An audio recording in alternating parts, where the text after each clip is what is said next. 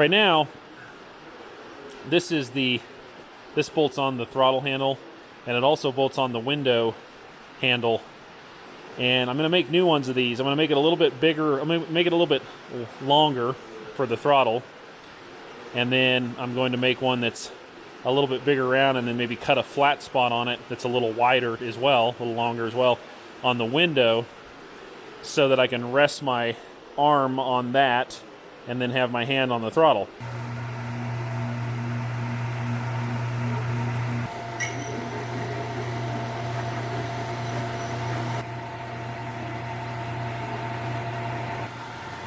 I found a drill bit that was just about the right size, so I may not even have to actually machine the inside, except for down in the back.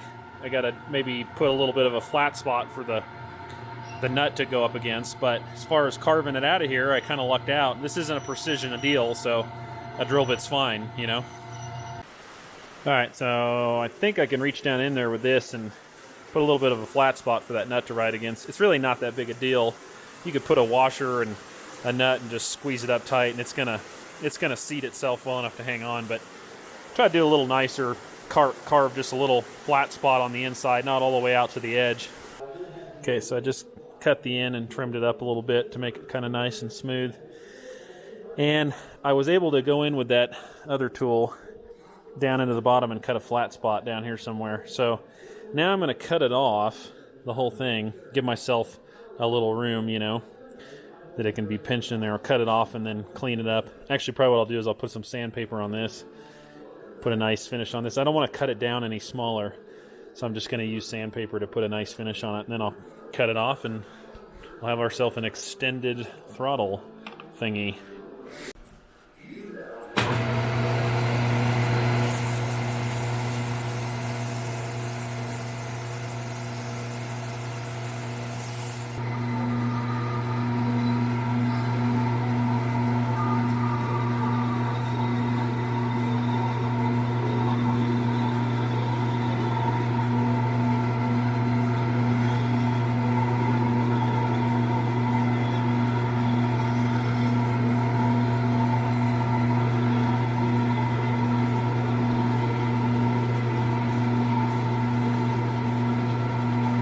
So something kind of weird happened here. It didn't drill that hole in the center because I didn't have that, because I had carved it flat in the back of there.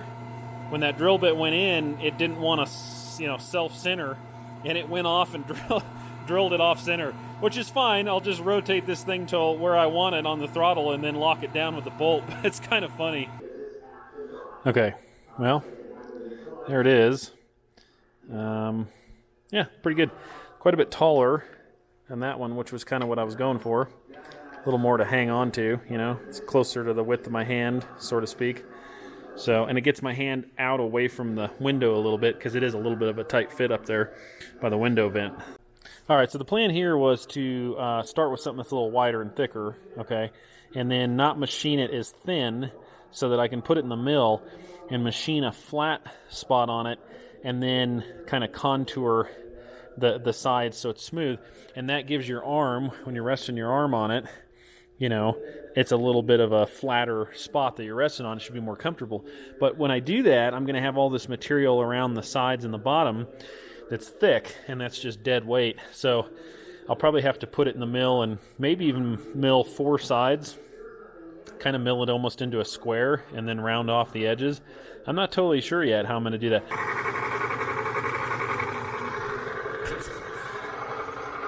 A little bit too big of a bite. Let's try this.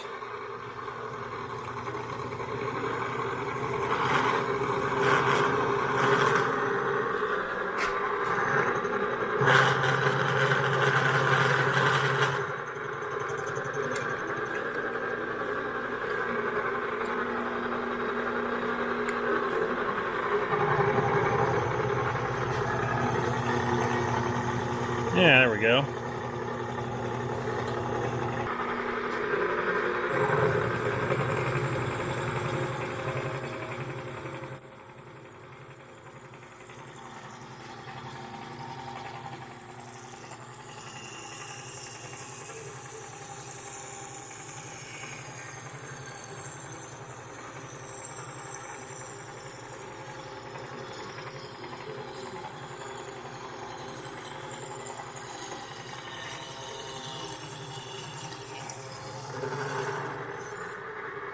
That's pretty cool. Alright, that's looking pretty good. Alright, I think that's probably thin enough. I mean, yeah, I could probably go a tiny bit further, but that's pretty good. I think it's a nice flat spot there. It's probably pretty warm, yeah. Nice flat spot for your arm to rest on, and then I'll contour these edges with a sander. Alright, I'm going to do it on thirds here, and we'll see what that looks like. And then I may drill holes on the round spots in between the thirds, the 3 flat spots. I think that'll look kind of cool and lighten it up pretty good. Okay, so I'm sitting here looking at it, and it's getting lighter, but probably let's see. I'm trying to decide. It came out pretty good for just eyeballing it on thirds. It's not perfectly even, but not bad. But anyway, I don't know what I'm going to do to lighten it up here a little bit. Maybe, like I say, maybe, man, if I decide which one of these I want to use, like pick the flattest one, I could set up the mill to not cut in on here, because if I cut in over there, then it gets less wide, and that's defeating the purpose. And I could come right to that edge and then cut off these ears, and then of course this one I can cut clear down. Maybe I'll just do that versus drilling holes. I think this will be more effective. Probably take less time too. Okay, so there it is after putting it through the mill, and a nice wide flat spot on top. Got rid of a lot of weight. It is getting super light. So now I'll just use the sander over here, and I'll just clean up and kind of round off all the edges and just hopefully make it look nice. But yeah, it's light enough. I'm super happy with that. It's nothing, you know. Okay guys, there it is. It's all done, smoothed and shined up, and got nice smooth edges, and ready to mount on there. So it's I think it's at least twice as wide as that little round knob that was on there. And being flat and wide, and then, you know, obviously wider this way, it's a lot better surface to rest your arm on. Should be pretty comfortable. Kind of make a nice spot to rest your arm and have your hand on the throttle. So, and open the window easier, hopefully. All right, got them in. Close this window here. That locks down in there real nice. And yeah, you're flexing on this a little bit. It's mounted through a metal tab, and this is all metal here, so I think it'd be pretty tough. I mean, obviously you don't want to hang on to it while you're climbing in the airplane, but just resting your arm right there, I think that's going to be fine. And this throttle, I need to sand that ridge right there a little bit, but anyway, man, that throttle looks nice. That came out really good. Nice handle. Gets my hand away from the vent over here a little more, you know, kind of let you comfortably kind of come out here.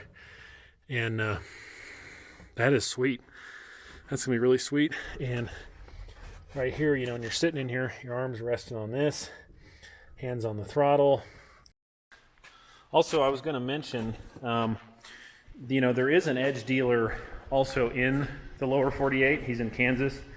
And I had ordered through Jason, because Jason and I go back a ways, so I just dealt with him. But I've met Michael in Kansas, is his name. He called me the other day after I got the install done. He saw the video and he said, "Hey man, that looks good. Nice job. You know, do you need anything? You know, how's it working?" Just kind of checking up on me to see if I need anything. I thought that was really nice, man. I didn't even order it through him, and he called to see if it was all working. And I was explaining the boost issue because I had not figured it out yet at that time, and was kind of talking to him about that. And then it was like a day or two later that I found the solution. So, but I just wanted to say I appreciate him calling. So just keep that in mind, you guys. There's a couple of different guys around, you know, that you can get support for if you buy an Edge system.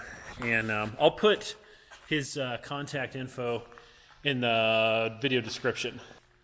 So I wanted to touch a little bit on what's going on with this temperature correction table that I had to modify in order to get this thing to hold boost properly. The reason that air charge is hot is because when you compress air, it makes heat. You know, when a turbo compresses air, it makes heat. It doesn't matter if it's turbocharged or supercharger, any of the above. If you have a larger turbo making, you're not working it too hard, of course it'll make less heat. There are some other issues that go along with that, like lag and response time and potentially compressor surge and other things. Anyway, in this application, part of what's wrong is, unlike cars, you know, we're trying to maintain power as we go up in altitude. So the airplane is trying to make the same power right here at almost 7,000 feet as it would at sea level. Well, that means it has to produce like an extra 3.5 pounds of boost or thereabouts, and that's a lot of extra work that's going to make heat. So that's why my temperatures here shoot up, you know, a little higher, a little faster than say they would at sea level. It's also why an intercooler is a really great thing to have. However, on this airplane, trying to fit an intercooler in here is a freaking nightmare because there's just no room unless you want to chop up the cow. And one thing to keep in mind, I think people sometimes don't wrap their head around this quite right. An engine sees, you know, there's air pressure feeding into those cylinders, whether it's turbocharged or not.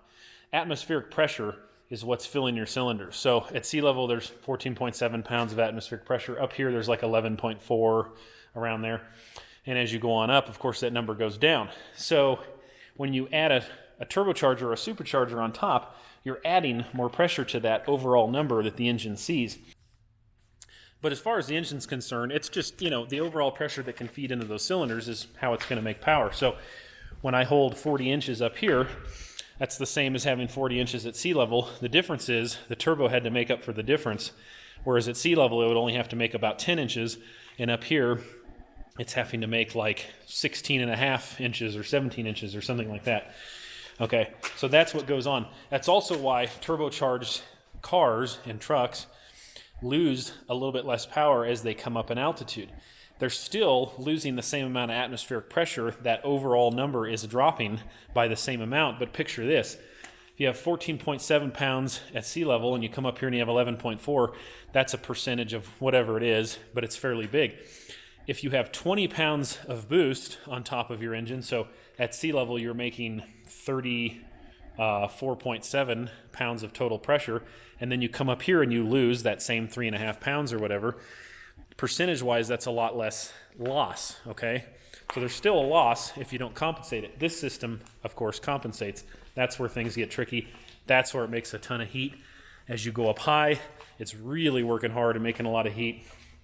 So that table that's in there is important. It was just set too low. All right, guys, finally, everything is really just coming together right. This is the first night where I haven't been chasing an oil leak or fighting a boost issue or just something that wasn't quite right and I wasn't happy. I figured out how to make the boost very linear. And I think I'm doing a little bit different than the way Edge does it. I'm going to tell them how I did it, and maybe they'll, you know, end up utilizing this. I don't know, but there's a table in there where you can. It's the same table that was actually messing with me at first that had the temperature limits set too low. There's also a throttle position. It's broke down by throttle position, and what you can do is at all temperatures you can basically pull the boost back at lower throttle positions, and you can pull it back by the amount you choose. So what I've done is anywhere below 80%, and it's tapering as it does it smoothly, but I'm pulling back a couple pounds of boost, and then above 80%, it's smoothly adding in those last couple pounds of boost. So what it does, it allows you to have a nice linear response, which gives you more room in the cruise areas, and you know, you got your throttle up a little higher instead of bringing the throttle up and all of a sudden, you know, you're getting a lot of boost all at once. It allowed me to just kind of have a nice cruise range, and then like I say, that last 20% is where it really starts to ramp up the last few and really pour the power to it, and it just feels nice. And I also have really crisp response still. So if I move the throttle quick, man, that boost just shoots on strong, comes up strong. If it overshoots, it's only like a ½ inch or something, so it's really pretty darn accurate. So it's you know, it's fast to respond, but not, you know, flaring way it up or spiking or anything. And it's just like, man, everything is working good. Got the oil leak fixed, finally dealt with that. Got that fixed. So yeah, I mean, it just, yeah, man, it feels good, man. If I had freaking shocks on it, I'd be out there flying this thing right now. Just got a notification that FedEx had been at my house, and hell yeah, brother. Now that is what I'm talking about. That is a set of their Black Ops shocks, I believe they're called. The Gen 3 with the solid rod coming out of them. Man, that is a beefy rod. So these are the latest and greatest. Man, these guys hooked me up. I gotta say, you know, it was hard to sit here waiting for them. So I really wanted to fly, but these are sweet. Okay, here they are on the bench. I start up my scale and let it zero out. Let's see what these things weigh.